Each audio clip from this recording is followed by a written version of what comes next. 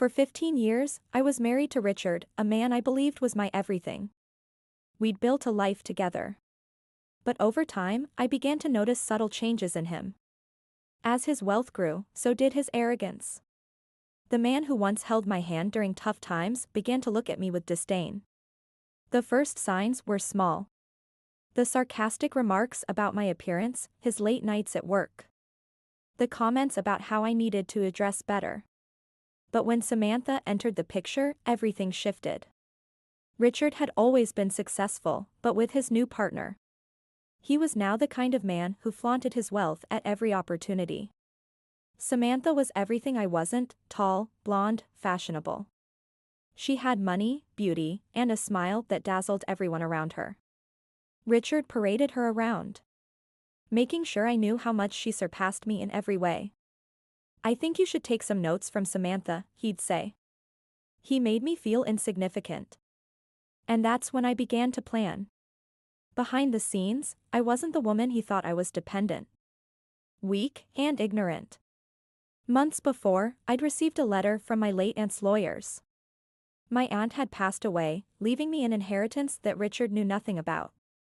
The lawyer's letter detailed the substantial sum and the list of assets in my name alone. Richard had no idea. I didn't tell him. Not right away. I had been quietly building my own wealth and investing in properties. The day I filed for divorce, Richard never saw it coming. He thought I was too loyal to leave him. But when the papers were served, his confident smile faltered. We went to court. Richard, ever the arrogant one, was certain he'd walk away with everything.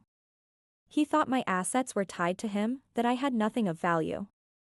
The courtroom was filled with tension as my lawyer revealed the truth. "Your Honor," he began. "My client has substantial assets outside of the joint estate, including an inheritance from her late aunt." Richard's face drained of color as the judge continued reading through the list of properties, investments, and accounts I had quietly acquired.